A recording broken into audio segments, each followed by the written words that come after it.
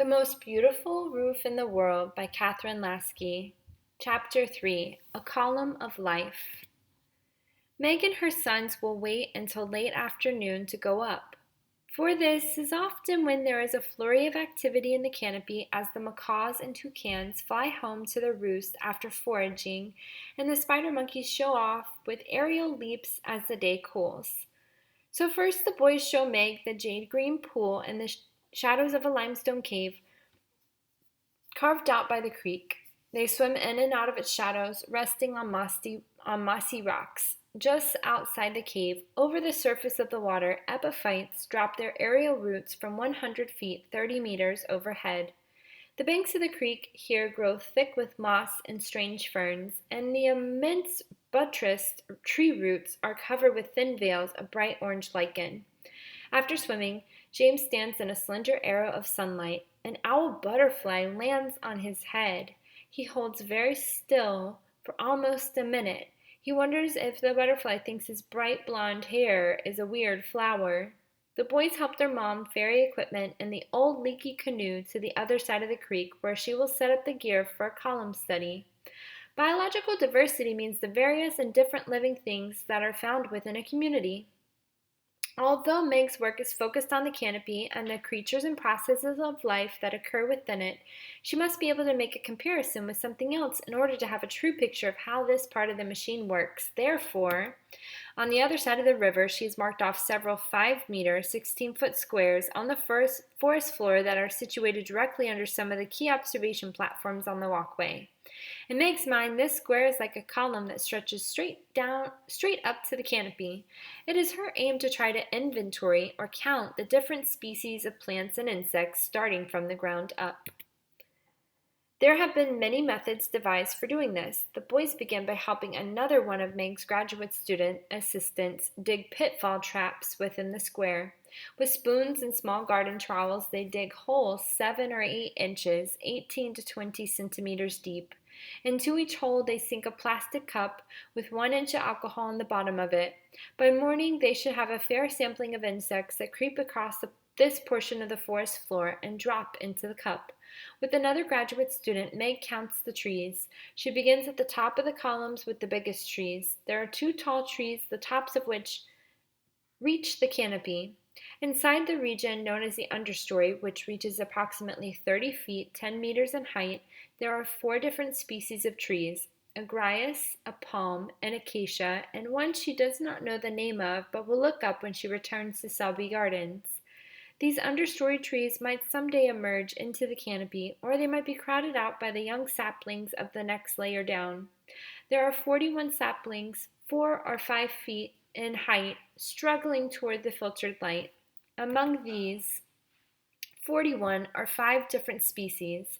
Then, just inches above the ground, Meg and her assistant count 197 seedlings. They too have begun their struggle toward the light at the top of the canopy. Continuing to count, Meg finds 10 ferns of 3 different species and 41 lycopods or mosses, of which there are 5 different species. There are also 3 different kinds of lichen, and on the agrias there are 37 epiphytes.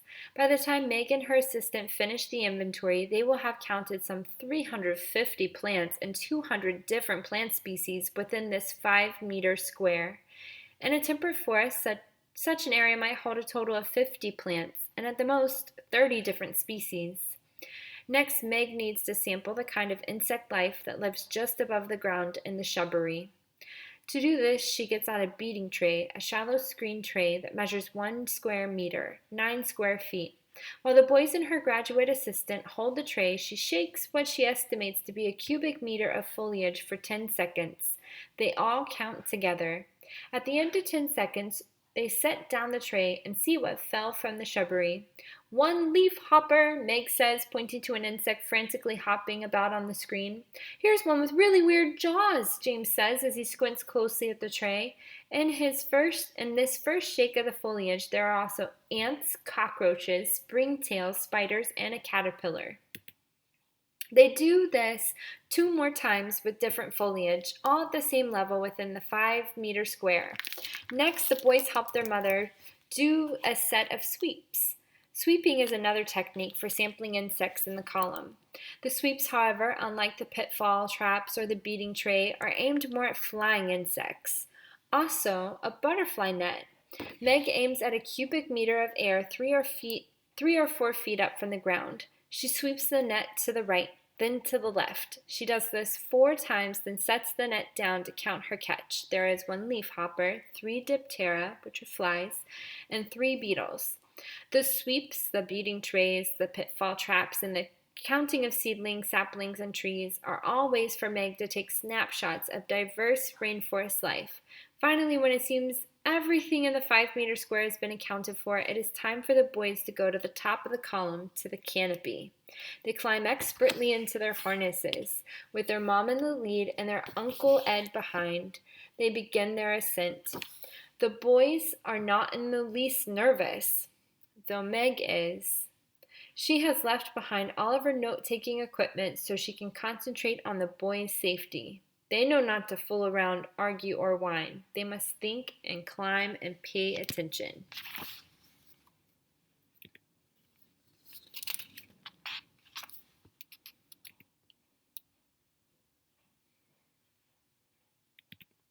James and Edward are very excited. For now, at last, they are going to the place where their mother has gone 5 days a month, every month of the year, for as long as they can remember. It is a special world. They think of this high secret place as their mother's world, but they know it is only where she works. It is the Canopy, and it belongs to rainforests all over the world on the planet Earth. But still, they like to think of it as their mom's own special place, and finally, they have grown big enough to be let in. Oh man, exclaims James. He is 87 feet, 27 meters high. His feet are so small he can rest both of them easily on a staple. He has come nose to nose with a bark beetle glittering like an armored knight. It looks like something out of one of his science fiction comic books. Weird, totally awesome. What is it, James? Meg calls down. A beetle. It's beautiful. It's kind of purple. No, sort of gold. Its back is like polished metal, and it's got this weird Darth Vader head on it. Maybe it's poisonous. Oh, gee, I hope not. Don't touch it. Keep on climbing. At last they reach the walkway. Meg finds a pen she had left behind and has them help her number a few leaves. Then they climb onto platform 3. With their uncle's help, they inch out toward the bromeliad. Don't touch the tarantula, Meg calls after them. They see it climb on his jointed legs out of the bromeliad. Any frogs in there, Meg asks. Nope, James replies, but I think I see the salamander. Edward wishes for the small jewel venomous snake his mom told him about. There is even a snake that can flatten itself out and sail between the avenues of trees. His mom saw one once when she was working in Cameroon, West Africa. In Cameroon, there were no walkways or staples for footholds. Instead, there was an immense inflatable raft that a dirigible floated over the canopy. There was an immense inflatable raft that a dirigible floated over the rainforest canopy and settled upon the emergent crown of trees. The raft, like a huge mesh trampoline the size of a baseball diamond, stretched across a wheel-shaped frame of rubber pontoons. Meg reached the raft with a rope. Once there, she always wore a safety harness as she hung over the side or walked along the pontoon streets. The raft made it possible for Meg to sample leaves on the emergent layer of the canopy, a level on which she had never worked before. She also made numerous measurements of a leaf's qualities, such as its toughness and its water content. Meg found that leaf-eating insects consume significantly less foliage in the upper crowns of trees among the sun leaves when compared to the shade leaves in the middle of the crowns or within the canopy itself. As fun as this giant trampoline in the sky was, working from it was also grueling. The sun slammed down upon the scientists like a sledgehammer. Temperatures climbed to 120 degrees Fahrenheit, 49 degrees Celsius every day. The extreme heat was not the worst thing, though, in Meg's mind. Underneath the platform of the tent where she slept at night lurked one of West Africa's deadliest snakes, the Gabon viper. It did not ease her mind to be told that the snake was very shy. Once in the middle of the night, as she made her way to the outhouse, she stepped smack into a battalion of army ants. She screamed bloody murder and woke the entire camp. Everyone was sure the Gabon viper had struck. But the army ants, with their fierce jaws, can deliver a stinging bite that is very painful. In Panama, at another site, the Smithsonian Tropical Research Institute, there was no raft or walkway. In order to study the hitchhiker vines that served as highways for leaf-eating insects, Meg had to swing through the canopy on a huge construction crane. Standing in a gondola and keeping in radio contact with the crane operator so that he could steer her where she wanted to go, Meg was able to do a thorough study of the vines that linked the canopy trees. In one place, she found a single vine could lace together 64 different canopy trees. That night, after a supper of more beans and rice, peanut butter and jelly sandwiches, and a surprise of Oreo cookies brought all the way from Sarasota, James and Edward take a walk with their mom along a forest trail. The moon, although full, only appears in pieces, a tiny bit at a time, as if diamond chips were scattered through the leaves of the canopy. It is dark and so humid it feels as if you could hold the air in your hands. Thousands of insects flood the air and ground. Save for night, they come out to feed, flit, and fly. Streams of leafcutter ants might still be visible in a chip of moonlight. On the underside of a leaf, another armored beetle, burnished bright as gold, goes silently about its work. Look at this, Edward speaks softly, gleaming in some low brush, and is a beautiful spider web. It moved, whispers James. The breeze, says Meg. No, Mom, look! Something very odd is happening to the web. It is not the wind that is moving it. Through some mysterious power, the web is being drawn back into a funnel shape. It's the spider, Mom, James exclaims. Indeed, the spider is winching it in its own web by pulling on a line. Then it is almost as if there is an inaudible bing. The web springs back, and at its trembling center is a small insect. They must call that a slingshot spider, Edward exclaims. The boys are thrilled. Meg is astounded. Never before has she seen or even heard of such a spider. They wait for another 10 minutes. 2, 3, 4 more times the spider takes aim with its cunning web and traps another insect. Meg gets out one of the insect vials filled with alcohol she always carries. With her tweezers, she deftly plucks the spider from its web and puts it into the vial. Mom, the boys both cry, you killed it! But we have to take it back. I'm going to send it to the Smithsonian for identification. But what if it is the last spider, the very last slingshot spider on Earth, and now it's dead in a bottle, James protests.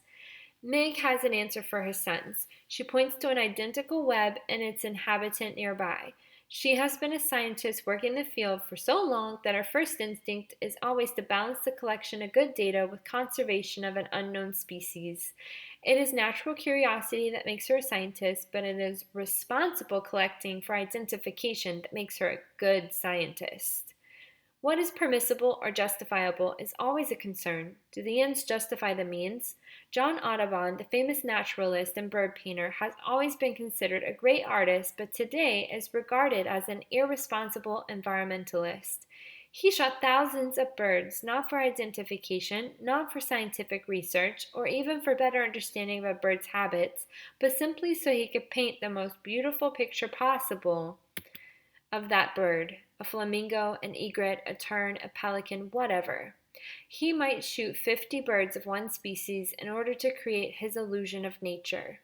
The boys are quiet as they walk back through the forest. Now it is time for bed. While they brush their teeth, Meg traces a leaf and maps the area eaten by insects on graph paper. When they are ready, Meg arranges the mosquito netting and then gets out a book for their bedtime stories. It is about pirates. James and Edward love pirates, one-eyed ones, one-legged ones, and of course those who steal and bury treasure. Chapter 29.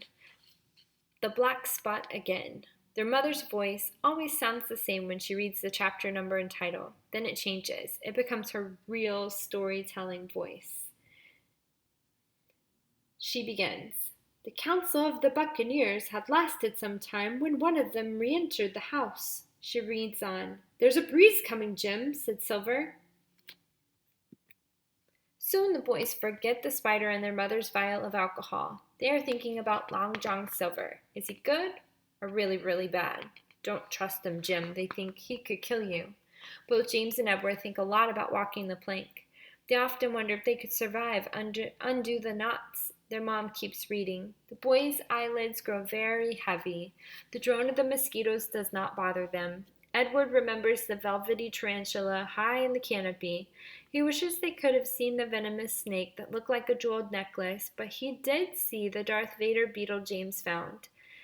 They all get mixed up with Long John Silver. Their mother's voice grows dimmer. I saw Silver now engaged upon, keeping the mutineers together with one hand and grasping with the other, after every means, possible and impossible, to make his peace and save his miserable life. Meg's voice spins out into the night. The words dissolve into the thick, humid air of the rainforest. They become meaningless sounds in the darkness. The palm viper coiled in the buttressed roots of the acacia tree might hear them, but more meaningful is the flick of an anol's tail on a nearby philodendron leaf. An ocelot on the prowl has passed the empty web of the slingshot spider and moves toward the strange sounds. A chameleon clamps 2 toes on one side of a stem and 3 on the other and listens to the soft burr of noise from inside in the place it cannot see. In the understory above the chameleon, a frog slaps its sticky padded feet on a palm frond and freezes. Are these the sounds of its enemy, the coati? And far overhead in the canopy, a fruit bat cocks its sonar toward the dark little cabin 100 feet below as it swoops through the night, dropping a seed here, a seed there. The words, the strange sounds, melts into the night as a tiny bromelia begins to grow in silence and invisibility high above. The bat flies on. The boys are sound asleep. Meg walks out onto her porch and down the steps to the ground. The rain has begun again, as it so often begins, with single, separate drops sounding more like thuds than the tiny plinks of city rain. It is a round sound, so round and so liquid that it's easy to imagine the shape of each raindrop as it splashes and flattens on a broad leaf in the top of the canopy. Within these first few seconds, she can actually hear the rain high up before she can feel it. But the drops continue, finding their way down through the layers. The clouds let loose bellyfuls of moisture. One rain sphere slides into another until the water falls in thin strands. Within minutes, it is beating down so hard that the thin, slivery strands lose their shape, turning to liquid smoke that clouds the air. Meg goes back onto her porch and lights her Coleman lamp. She gets out her computer, and in the dim, foggy night of the rainforest, a small neon green rectangle is illuminated. She needs to enter the latest figures on the leaf-eating patterns that she has mapped on the graph paper, as well as yesterday's insect inventories. Meg spends much of her time she is alone. Meg spends much of her time alone in the canopy and then back on the forest floor pondering what she has seen above. But despite the solitariness of her work, the lonely hum of the computer and the clinking of the trees, in the back of her mind is the consoling knowledge of other scientists and pioneers. It is easy for her to bridge the chasm of more than 100 years and reach out toward the one who navigated the path to freedom by feeling for the moss on the north side of trees. Were Harriet Tubman's experiences so different from her own? Didn't they both have to trust their knowledge of the earth and find their way through a tangled darkness? It has been a long day, an anxious one with the kids up in the canopy, but the very thought of Harriet Tubman is strangely reassuring, so Meg types on through the next several hours until her computer batteries begin to fade and the gray of a new dawn filters slowly through the canopy. In just another few hours, it will be time for her to climb into her safety harness and navigate her way up once more through the understory and into the canopy for another day of work on this, the last frontier of the rainforest.